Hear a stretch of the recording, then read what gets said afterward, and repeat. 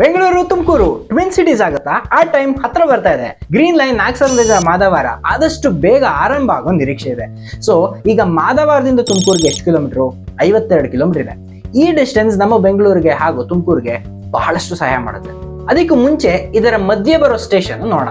Madavara, Makali, Dasanapura, Nelamangala bus stand, Nelamangala NH stand, Budihal, T Begur, Kulavanahalli, Sompura industrial area, Dobbaspet, Nallayyanapalya, Chikkahalli, Hirehalli, Panditanahalli, Kyathsandra, Batawadi, Tumakuru university, Tumakuru bus stand. ಈ ಎಲ್ಲಾ station elevated stations ಆಗಿರುತ್ತೆ. 8 companies ಈ projects ಮಾಡಕ್ಕೆ ಇಂಟ್ರೆಸ್ಟ್ ತೋರಿಸ್ತಾ ಇದೆ. ಅದರಲ್ಲಿ major companies RITES limited, Systra MBA ಮತ್ತೆ RV ಅಸೋಸಿಯೇಟ್ಸ್. ಇದಕ್ಕೆ ಟೋಟಲ್ ಅಲೋಕೇಶನ್ 697 crores ಆಗುತ್ತೆ ಅಂತ ಅಂದಾಜು ಮಾಡ್ತಾ ಇದ್ದಾರೆ. ಖಂಡಿತ ಇನ್ನ ಜಾಸ್ತಿ ಆಗುತ್ತೆ. ಇದರಲ್ಲಿ ಪ್ರಾಜೆಕ್ಟ್ ಡಿಲೇ ಖಂಡಿತ ಆಗುತ್ತೆ. ಇದಕ್ಕೆ ಕಾಸ್ಟ್ ಜಾಸ್ತಿ ಆಗುತ್ತೆ. ಲ್ಯಾಂಡ್ ಅಕ್ವಿಸಿಷನ್ ಅಂತೂ ಕಾಸ್ಟ್ ಎಸ್ಟಿಮೇಟ್ ಮಾಡಕ್ ಆಗದೇ ಇಲ್ಲ. ಸೊ 697 crores ಅನ್ನೋದು ತುಂಬಾ ಕಮ್ಮಿ ಹಾಗೂ ಅಂದಾಜು ಅಷ್ಟೇ. ಮತ್ತೆ ಇಷ್ಟು ದೂರ ಮೆಟ್ರೋ ಆಗುತ್ತಾ?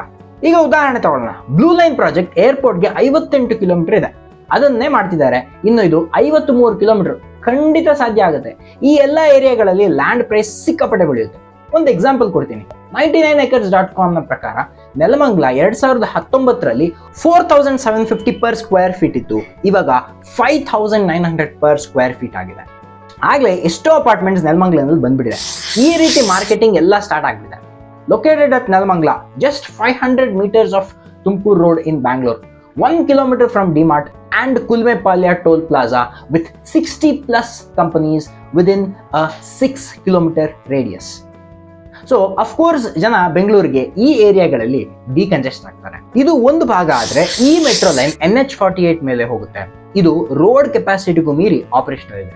State highway 94, state highway 3, NH648, NH948A connect ಆಗೋದ್ರಿಂದ ಇಷ್ಟು ಊರುಗಳಿಂದ ಒಂದು ಸಿಟಿಗೆ ಕನೆಕ್ಟ್ ಮಾಡೋ ರೋಡ್ NH48. ಹಂಗೆ ಈ route satellite town ring road ಮತ್ತೆ ಪೆರಿಫರಲ್ ರಿಂಗ್ ರೋಡ್ ಮೇಲೆ ಕೂಡ ಇಂಟರ್ಸೆಕ್ಟ್ ಆಗುತ್ತೆ. ಅದರಿಂದ ಈ ಗ್ರೀನ್ ಲೈನ್ ತುಂಬಾ ಮಹತ್ವ ಪಡ್ಕೊಳ್ಳುತ್ತೆ. ಸ್ಯಾಟಲೈಟ್ ಟೌನ್ ರಿಂಗ್ ರೋಡ್ಗೆ ಒಳ್ಳೆ ರೋಡ್ ಕನೆಕ್ಟಿವಿಟಿ ಇರೋದ್ರಿಂದ ಬ್ಲೂ ಲೈನ್ಗೆ ಕನೆಕ್ಟ್ ಆಗೋದು ಈಸಿ ಆಗುತ್ತೆ. ಹಾಗೆ ಇಂಟರ್ನ್ಯಾಷನಲ್ ಏರ್ಪೋರ್ಟ್ಗೆ ತುಮಕೂರಿಂದ ರೀಚ್ ಆಗೋದು ಸುಲಭ ಆಗುತ್ತೆ. ಪೆರಿಫರಲ್ ರಿಂಗ್ ರೋಡ್ ಈ ಏರಿಯಾಗಳಿಗೆ ಮಾತ್ರ ಸೀಮಿತ ಇದೆ. ಈ ಪಾಯಿಂಟ್ ಇಂದ ಬೆಂಗಳೂರಿನಲ್ಲಿ NH48 ಮೇಲೆ ಹೋದ್ರೆ ಟ್ರಾಫಿಕ್ ಫೇಸ್ ಮಾಡೋದು ಅನಿವಾರ್ಯ. ಸೊ ಇಲ್ಲಿಗೆ ಮೆಟ್ರೋ ತುಂಬಾ ಅವಶ್ಯಕತೆ ಇದೆ.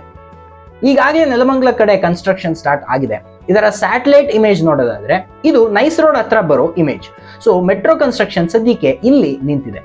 ಇನ್ನು 50 ಕಿಲೋಮೀಟರ್ಸ್ ಆದ್ರೆ ತುಮಕೂರಿಗೆ ರೀಚ್ ಆಗ್ಬಿಡ್ತೀವಿ. ಇದಕ್ಕೆ ಮೊದಲ ಹೆಜ್ಜೆ ಮಾದವಾರದಿಂದ ಕುಣಿಗಲ್ ಕ್ರಾಸ್. ಒಟ್ಟು 11 ಕಿಲೋಮೀಟರ್ ಕನ್ಸ್ಟ್ರಕ್ಷನ್ ಆಲ್ಮೋಸ್ಟ್ ಮುಗಿದಿದೆ. ಸೊ ಈ ಮೆಟ್ರೋ ಯಾಕೆ ಅವಶ್ಯಕ ಅಂತ ಇನ್ನ ಯಾರನ್ನ ಕೇಳಿದ್ರೆ ಇನ್ನೊಂದು ಎಕ್ಸಾಂಪಲ್. ಈಗ ನಾನು ತುಮಕೂರಿಂದ ಬಸ್ ನಲ್ಲಿ ಬರ್ತೇನೆ ಅನ್ಕೊಳ್ಳಿ. ನಾನು ನಾಗಸಂದ್ರನಲ್ಲೇ ಇಳ್ಕೊಂಡ್ಬಿಟ್ರೆ ಸಿಲ್ಕ್ ಇನ್ಸ್ಟಿಟ್ಯೂಟ್ಗೆ ರೀಚ್ ಆಗಕ್ಕೆ 1 hour ಬೇಕು. ಆದ್ರೆ ಇಲ್ಲ, ನಾನು ಮೆಜೆಸ್ಟಿಕ್ಗೆ ಹೋಗ್ತೀನಿ, ಅಲ್ಲಿಂದ ಬಸ್ ನಲ್ಲಿ ಹೋಗ್ತೀನಿ ಅಂದ್ರೆ ಬೆಂಗಳೂರು ಟು ಬೆಂಗಳೂರು ರೀಚ್ ಆಗಕ್ಕೆ 1 hour ಆಗುತ್ತೆ. ಟ್ರಾಫಿಕ್ ಜಾಸ್ತಿ ಇದ್ರೆ ಇನ್ನೂ ಲೇಟ್ ಆಗುತ್ತೆ. ಸಬರ್ಬನ್ ರೈಲ್ವೆ ರೂಟ್ ಬೆಂಗಳೂರಿನ ತುಮಕೂರಿಗೆ ಇದೆ.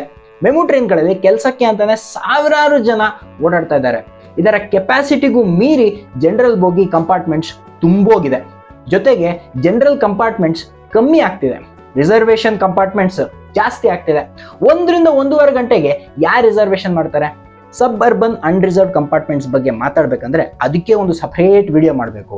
ಇವಾಗ ತುಮಕೂರು ಮೆಟ್ರೋಗೆ ವಾಪಸ್ ಬರೋಣ. ಈ ರೂಟ್ ಡಿಸ್ಟೆನ್ಸ್ ಜಾಸ್ತಿ ಇರೋದ್ರಿಂದ RRTS ಹೆಲ್ಪ್ ಆಗ್ಬೋದು ಅಂತ ಕೆಲವರು ರೆಕಮೆಂಡ್ ಮಾಡಿದ್ದಾರೆ. ಯಾಕೆಂದ್ರೆ ನಮ್ಮ ಮೆಟ್ರೋನಲ್ಲಿ ಆವರೇಜ್ ಆಗಿ 5 ರಿಂದ 10 ಕಿಲೋಮೀಟರ್ ಒಂದು ಸ್ಟೇಷನ್ ಇರುತ್ತೆ.